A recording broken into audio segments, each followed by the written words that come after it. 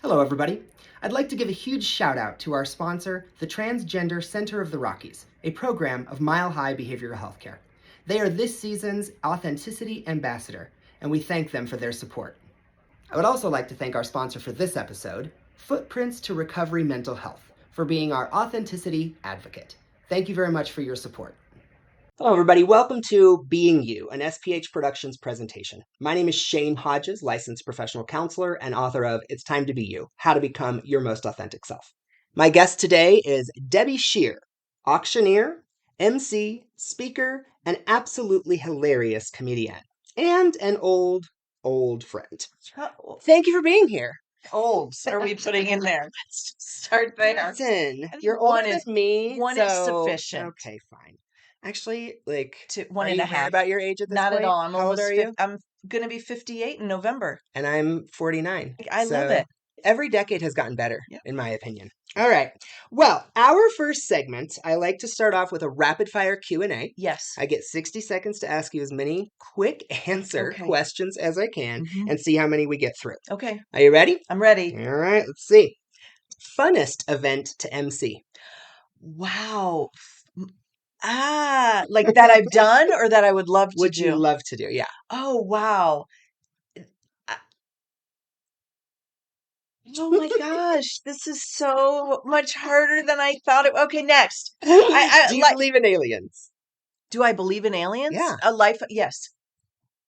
Age you came out? 23-ish, 4-ish. A movie that made you cry?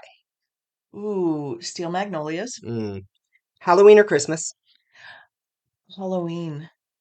Curse word you often use? For fuck's sake, Carol. That's a phrase. Best vacation to date? Ooh. Maui or the mountains camping, which are very different experiences. Very. Which L word character are you? I would love to be Bet. Okay. Favorite article of clothing? Clothing, not an accessory. Yeah, clothing. I mean, I guess one should say pants. But anytime I hear the word should, I'm like, according to whom? Yeah. I don't even like pants that much. Your first pet's name? Cutie. All right. So that's where we'll end. It's so funny. I've had a few of those moments where people are like, I don't know. I'm going to think about that on the way home because that's a great question. Well, we might get into that in a little bit here. So let's start off by having you tell us a little bit more about what it is you do. Sure. Your Facebook page indicates you are a speaker, humorist, MC, and auctioneer who infuses heart and humor into everything. Do you use a syringe? Do you sprinkle it on like salt? How do we do that? I love that. So what do? I work with nonprofits and schools, and I'm a fundraising consultant. So I work with them to truly create efficient and meaningful fundraising events. And then I serve oftentimes as the MC as well as the auctioneer. How long have you been doing it?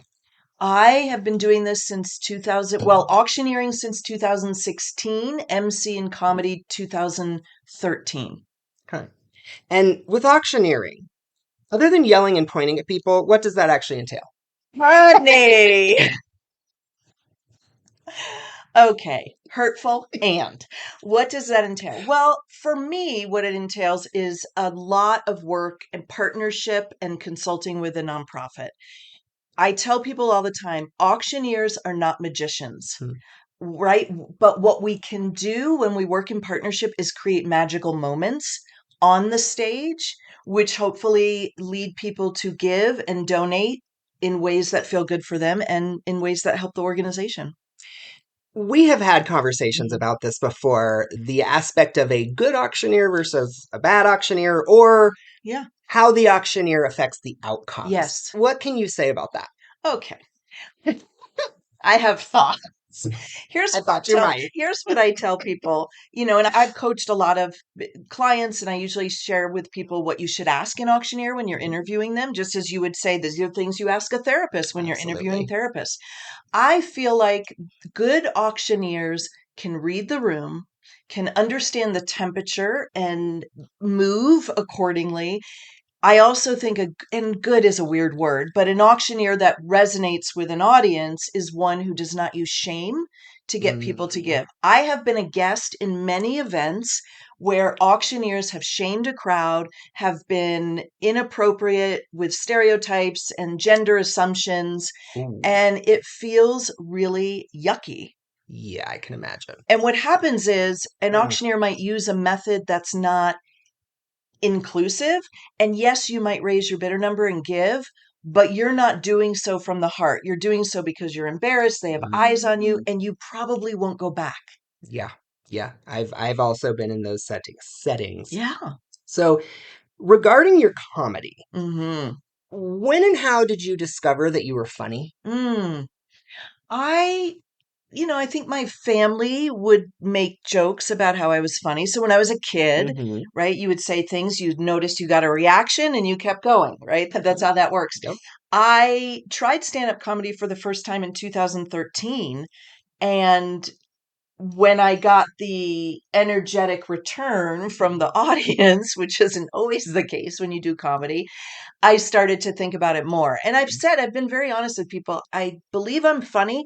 I wasn't, let's make a really good living funny, which is important to know in any career that you want to go into. Yeah. So that's why I use comedy, I use humor throughout everything I do, MC work, auctioneering, in ways that I think and I hope other people think are appropriate. Mm-hmm. Yeah. Well, what is it like for you preparing for a comedy routine or a show? Oh, when I'm doing comedy, it's a lot of writing, which I love to do. It's a lot of looking around at what's going on in the world. There's no shortage of things to make fun of right now or laugh about because we'll cry if we don't. And it's really looking at my own life, using my own experiences. What am I Mm-hmm. going through now? And my comedy, like anybody's comedy, it's not for everyone, Right. and that's okay. That actually leads into my next question. Was there anyone in your life, or has there been anyone in your life that indicated you perhaps shouldn't do comedy? Well, look, when you're trying to do an open mic and you're in front of, for me, I started comedy later and it might be white, cisgendered, straight males who are maybe in the 20-year-old demographic. Mhm.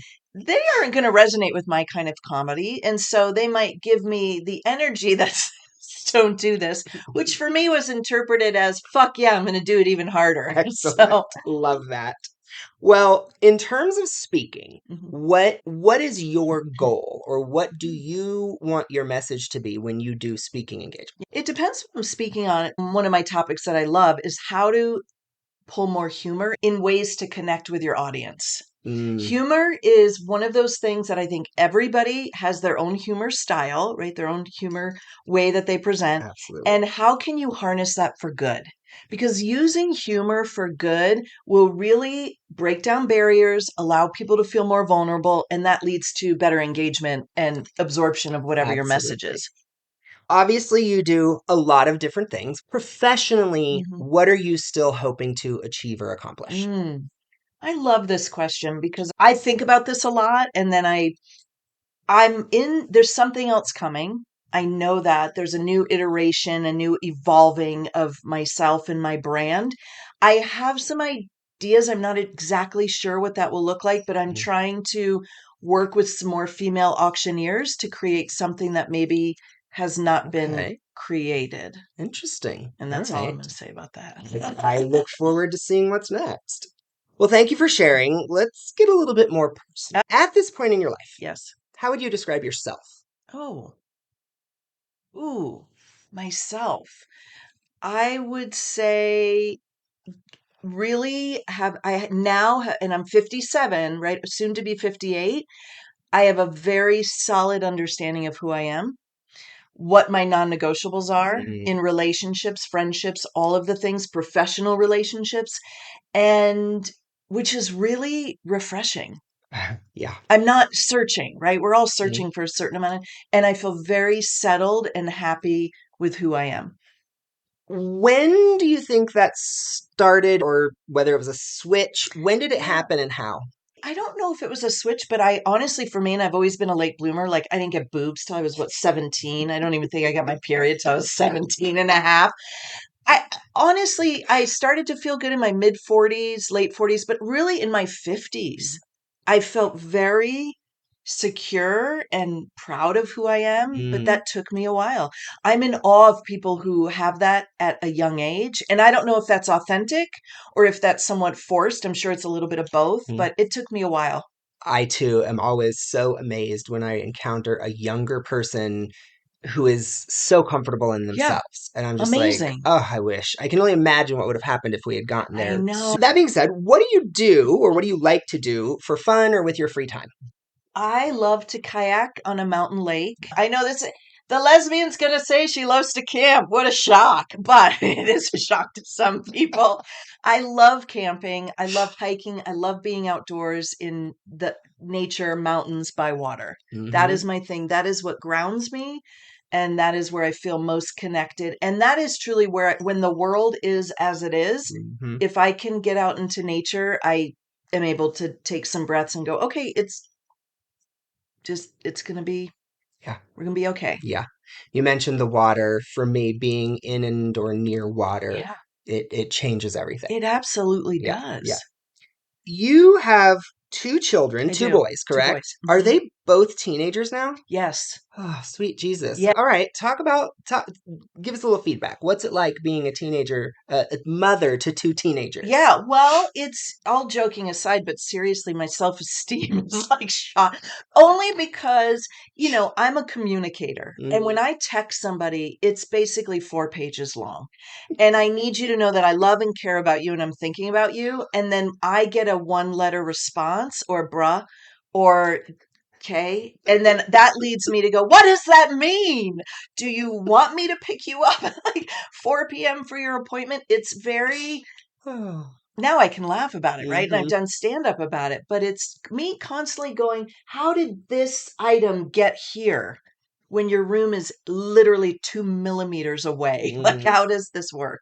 Well, and what ages are they now? 18 and a half and 15. Oh, Lord. And you've Okay. met them So both. I So, but a have. lot, many, many, many It's years been a ago. minute. Yeah. So let's go here. What would you like to share about your parenting experience? Oh, parenting has been interesting. And I wish I would have learned when I started to parent what I feel now, which is the way you think you're going to parent, be open to maybe finding new ways that are better for your child and for you.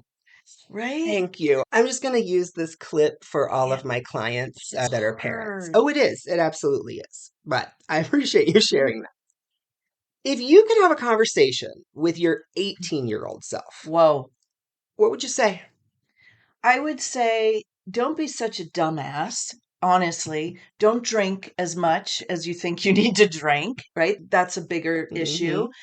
And don't sell yourself short, right? Surround yourself with people who are going to uplift you, but really spend the time you need to figure out who you are so that you're not going in 42 directions trying to be whatever you think you need to be Mm-hmm.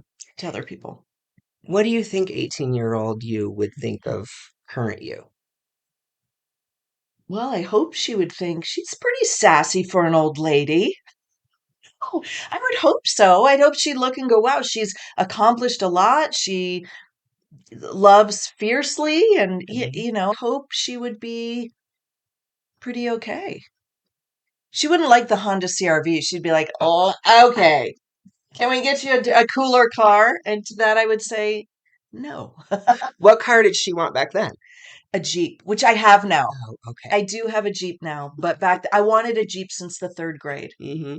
So, Like a Jeep Wrangler or like a Jeep yes. Cherokee? Okay. No, a Okay. Wrangler. Yeah. Nice. All right. Do you like taking the top off I then? do. I got a soft top. I got it 3 years ago, and I love it. Nice. Yeah. Very cool. So, as you think about what's going on now, you made the comment, there's a lot happening. Mm-hmm. From past experiences, you and I have had conversations about mental health. Mm-hmm. One of the things for you specifically has been anxiety. Mm-hmm.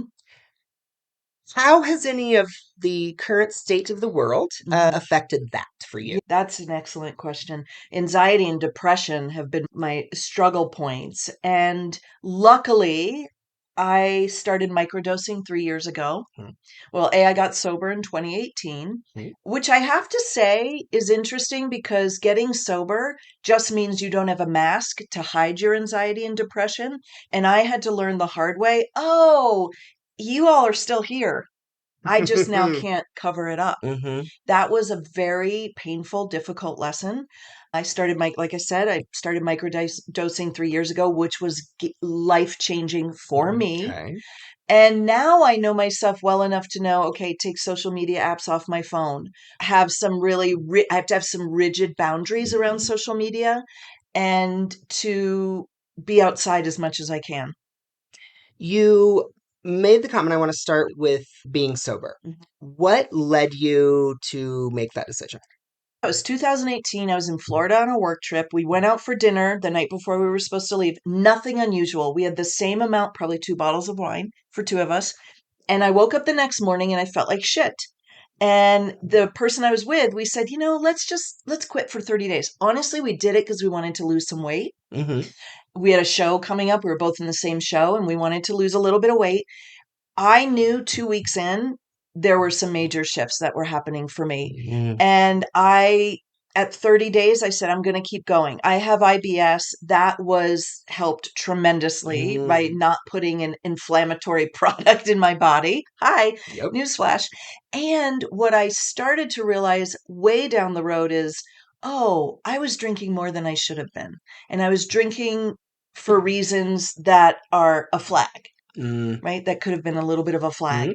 And it took me, a while. I mean, it took me about a year or so to go, wow, this is life changing.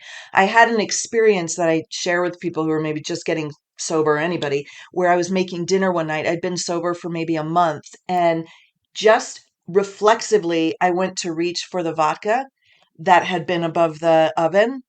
And I caught myself opening the door and looking in there, and I thought, whoa, that is interesting because it was such a part of my dinner time routine. Right? Like we make it a part of everything that we go through. Yeah.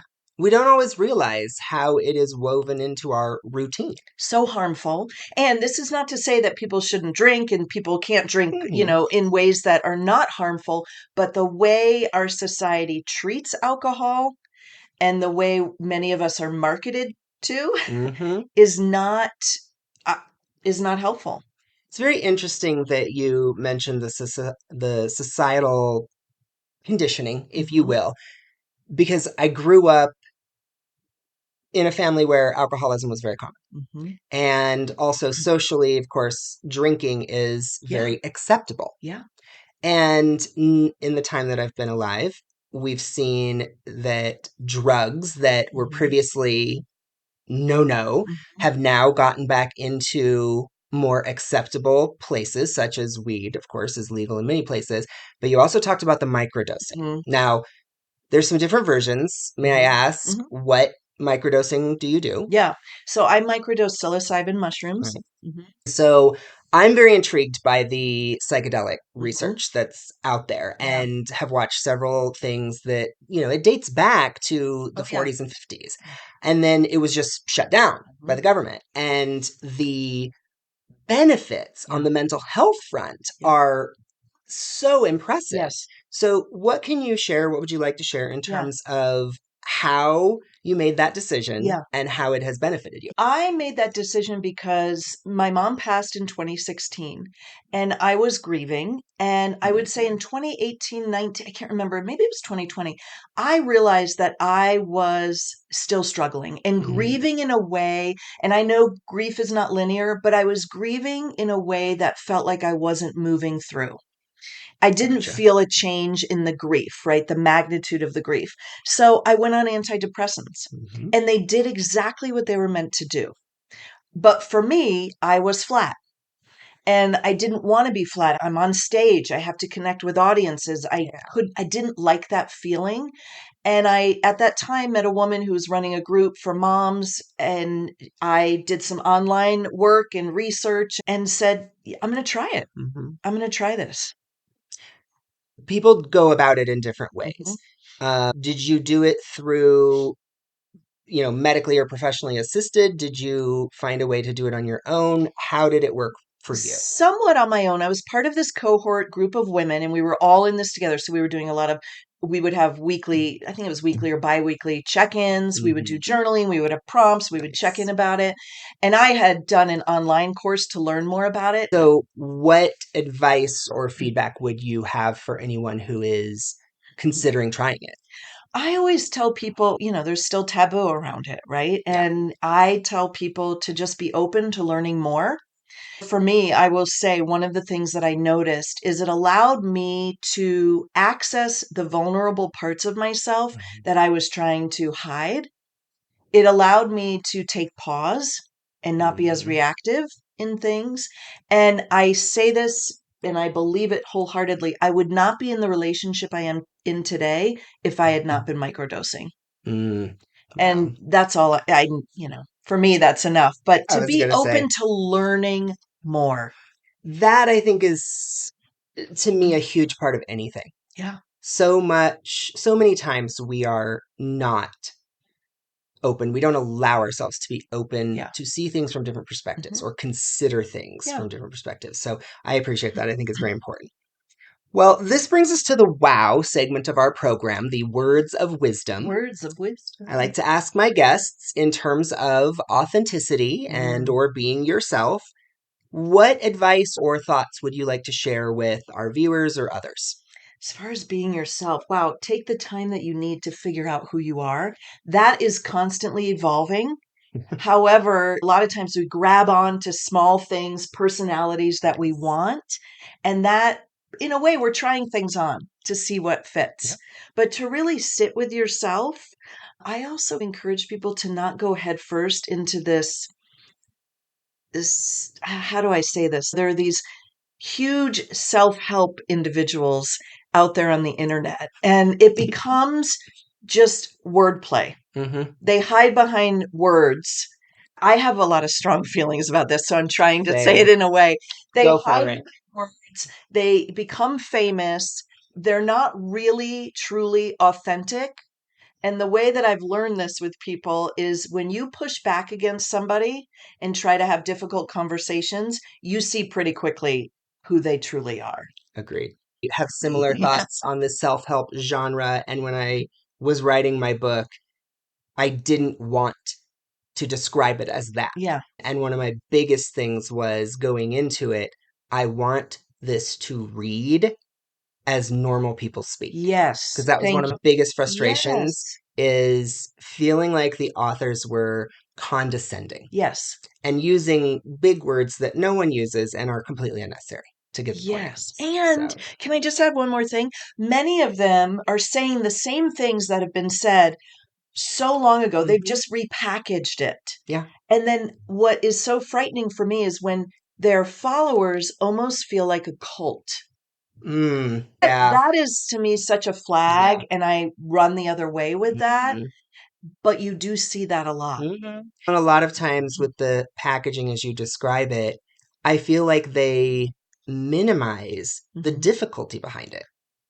It's almost like there is a shaming. If you can't take this book and figure it out and be better, it's your fault. Yeah. And it's like, that bothers me. There's good things that come. Brene Brown, love her. She helped me through a very difficult time. I always tell people, look at gaining nuggets. You don't need to make this your whole personality.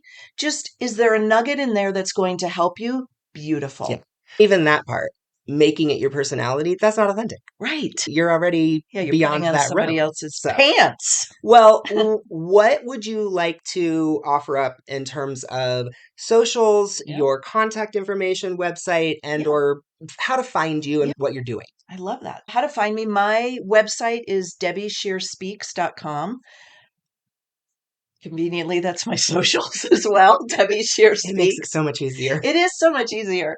And because we're in fundraising season, I do a lot of events. I always tell people, if you're with a nonprofit or you're looking to do a fundraiser, reach out. I love talking about fundraising, whether I'm the right fit for your group or not. I will talk to anybody about it. I'll answer any questions. So I always tell people, use me as a resource for that. I very much appreciate that. I'm the same way Yeah. with clients that reach out. I say, I'm not the fit for everybody, but I can help you find Yeah. somebody. I'm Exactly. still willing to talk.